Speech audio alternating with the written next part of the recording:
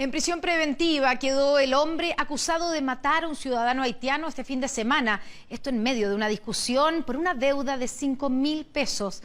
Quienes aún viven en el café donde ocurrió el crimen aseguran estar asustados por el trato que reciben en el lugar.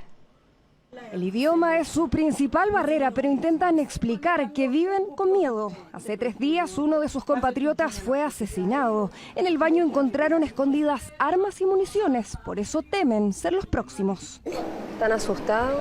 Mucho, porque no sabemos si cualquier momento ellos pueden venir de Quito otra vez con nosotras. En este sitio de Conchalí atacaron a John Benjamin. Según testigos, el haitiano de 30 años fue golpeado e incluso recibió un disparo por parte de familiares de la dueña del lugar. Todo por una deuda de 5.000 pesos. De sus vecinos, pocos entienden lo que pasó. Malo. ¿Él era tu amigo? Sí, tu amigo. ¿Lo golpeó? Sí, para el tombe.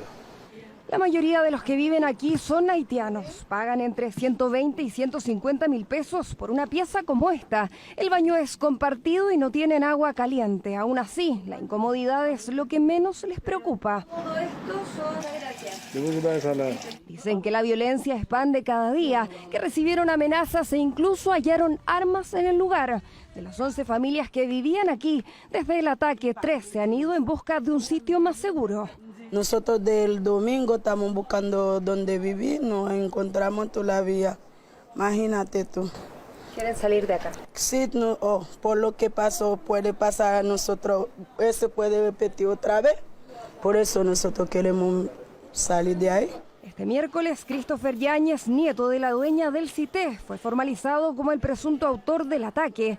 Aunque todavía se investiga la participación de terceras personas, quedó en prisión preventiva por ser considerado un peligro para la sociedad. Había antecedentes suficientes y fundados para acreditar la existencia del hecho propiamente tal. Teníamos antecedentes también para establecer la participación del imputado en estos hechos. Para representantes de la comunidad haitiana en Chile, lo que le ocurrió a John es muestra del abandono que sufren los extranjeros por parte del Estado. Falta rigurosidad por la autoridad, principalmente. El Estado tiene que hacerse cargo de esto. Si nosotros le abrimos las puertas a la gente para que venga a nuestro país, para que pueda surgir en nuestro país, entonces también debemos hacernos cargo de cómo las personas viven en nuestro país.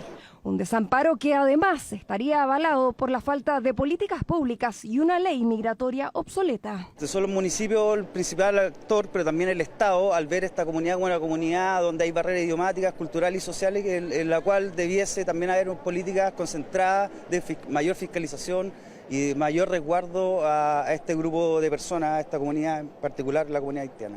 El tribunal decretó 150 días para la investigación de este caso, uno en el que no se descarta que hayan participado más personas. Todo mientras los familiares y amigos de Johnny solo piden justicia.